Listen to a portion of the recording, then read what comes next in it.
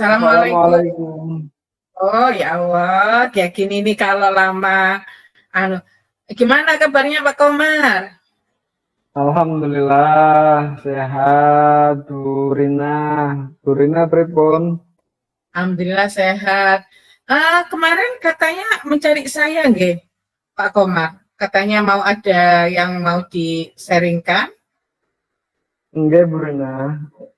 Jadi gini, Bu Rina, saya itu kan ngajar di kelas saya di Mapel Produk Kreatif Kewirausahaan, Bu Rina. Nah, kebetulan rencana saya itu melakukan pembelajaran, mengimplementasikan pembelajaran berdiferensiasi. Begitu, Bu Rina. Dan kira-kira gimana ya, Bu Rina, langkah-langkah yang akan saya lakukan, Bu Rina? Untuk persiapan awal, Pak Komar, untuk mengajar mata pelajaran tersebut dengan metode pembelajaran berdiferensiasi itu apa aja yang sudah jenengan siapkan? Jadi saya mengevaluasi dan refleksi dari pembelajaran tahun kemarin. Kemarin juga disupervisi, Bu. Ada masukan dari kepala sekolah. Jadi untuk yang sudah saya siapkan sih, asesmen awal melihat minat bakat anak-anak di mata pelajaran ini. Kemudian saya buat pengelompokan berdasarkan minat bakat mereka.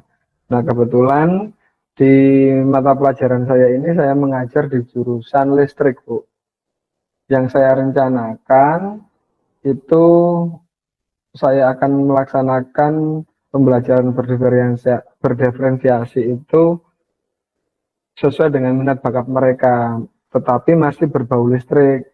Nah, nanti membuat sebuah produk dari bahan-bahan bekas yang ada di lingkungan mereka, tetapi saya tidak menentukan produk A sama semua, tidak, tetapi yang berbasis listrik, bisa lampu hias, bisa apapun, mainan dari barang bekas yang berbau listrik ya, entah pakai baterai, solar cell dan sebagainya, tetapi tidak menentukan jenis produknya. Anak-anak saya suruh membuat sesuai dengan kemampuannya, sesuai dengan yang ada di lingkungan rumahnya yang memungkinkan untuk didaur ulang menjadi yang lebih bermanfaat dan mempunyai nilai jual, Bu.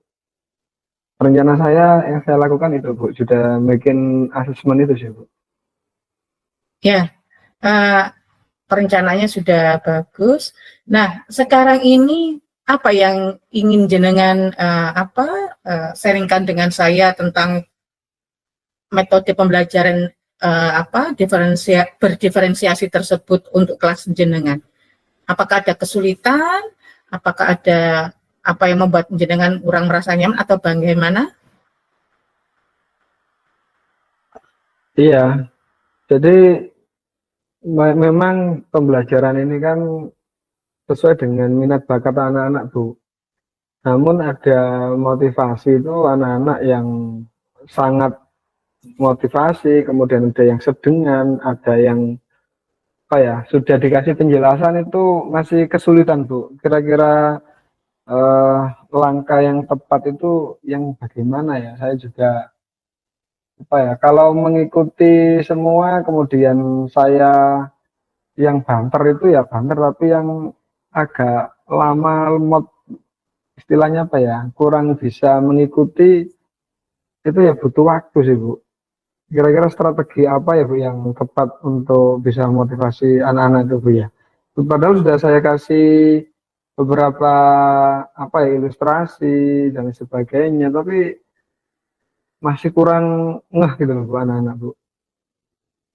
Oke, sekarang tolong Pak Komar merefleksi dulu.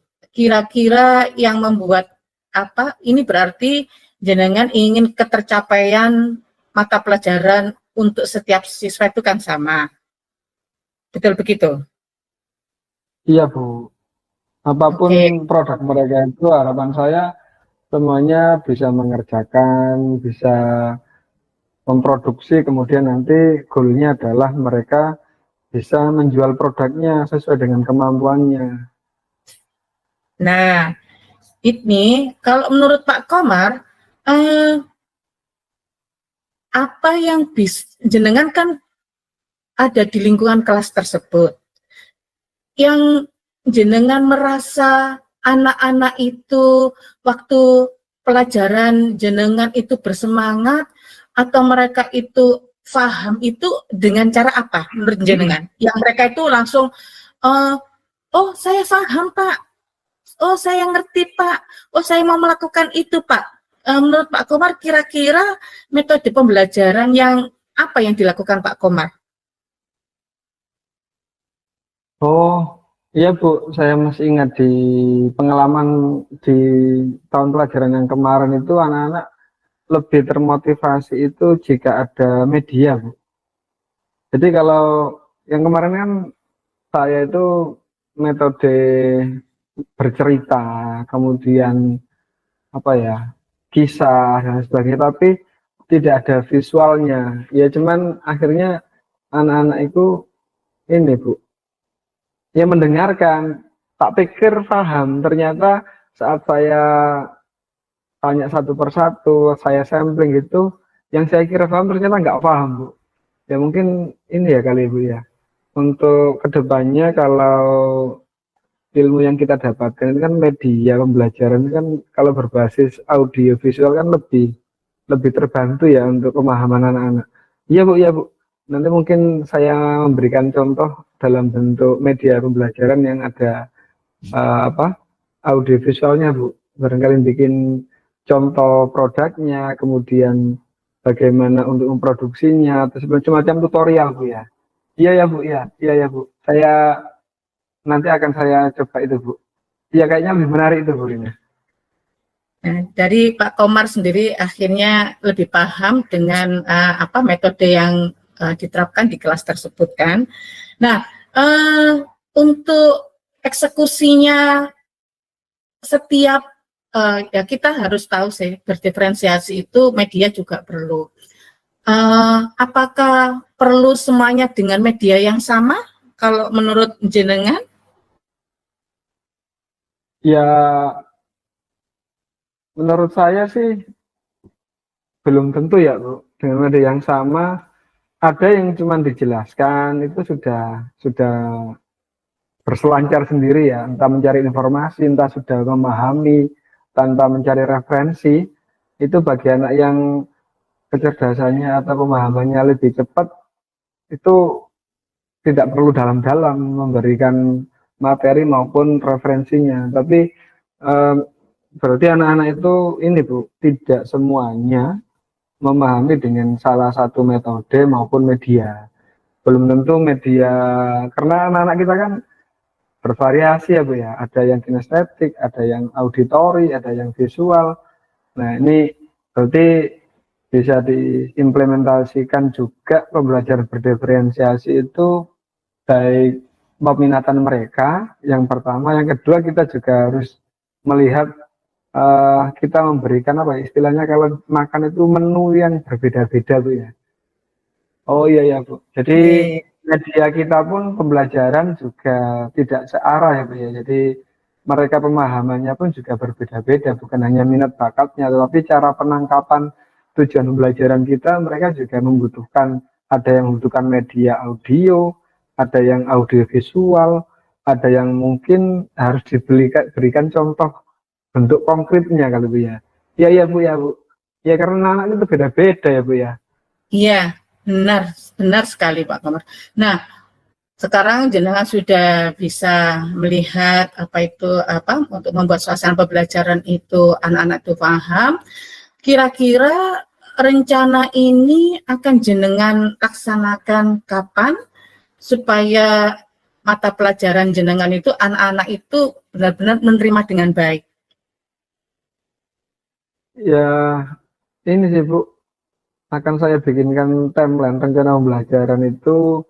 Saya ajak anak-anak untuk berdiskusi, merencanakan mulai dari memilih produknya, kemudian memilih produk itu kan mereka tidak hanya minat bakat saja, tapi mungkin di lingkungan rumahnya ada nggak sih barang itu mudah dicari nggak sih? Jangan-jangan punya minat bakat tertentu tapi tidak terdukung dengan fasilitas di lingkungan mereka kan juga kasihan. Maka saya bikin timeline mereka merencanakan dulu, kemudian mereka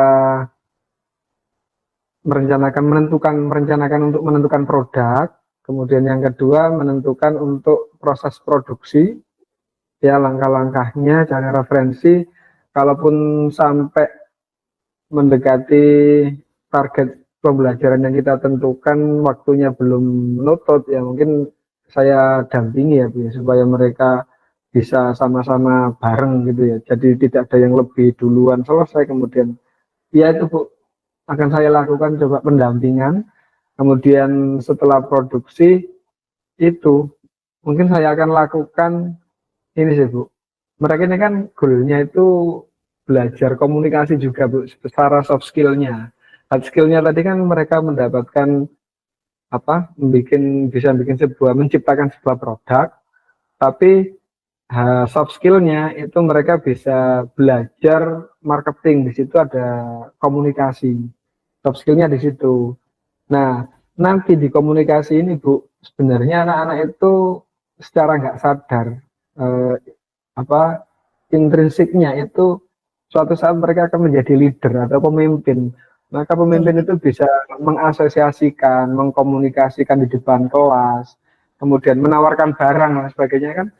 Mereka sama menjadi apa pimpinan atau HRD itu kan bisa komunikasi di depan anak buahnya Bu. Besok ya siapa tahu anak kita ada yang menjadi pengusaha, ada yang menjadi pemimpin, ada yang menjadi DPR mungkin ya Bu ya, kan kita nggak tahu. Ya benar gitu ya Bu ya. Jadi jenengan tadi kira-kira nanti ini diimplementasikan dalam minggu ini atau minggu depan perencanaan jenengan, rencana aksinya ini untuk kita kan harus mengevaluasikan dengan metode yang jangan lakukan itu bagaimana untuk anak-anak ini bisa diterima atau tidak. Itu kira-kira jenengan laksanakan kapan? Kalau sesuai dengan kalender akademik yang saya lihat, kalender pendidikan itu Bu, ya setelah saya hitung pertemuan per minggu dan capaian pembelajaran, kayaknya yang tepat pas itu ya besok Bu, minggu depan ini, pertemuan berikutnya. Oke. Ini akan saya lakukan ya pas jadi timelinenya nanti pas apa ya, setelah PTS itu atau ini pas minggu kedua di bulan depan ini bisa juga nanti ini Bu berkolaborasi dengan mata pelajaran P5. Oh, nggih. Nggih, leres Pak Komar. Jadi nanti gini, kalau jenengan sudah menerapkan, mengevaluasi, terus kapan-kapan kita bertemu lagi, kita sharing lagi apakah metode terbaru itu bisa benar-benar mengena sesuai dengan tujuan jenengan, mata pelajaran itu bisa diterima dengan baik, terus anak-anak itu mendapatkan pemahaman dan bisa menerapkan pembelajaran itu sesuai dengan harapan kita selaku guru di kelas.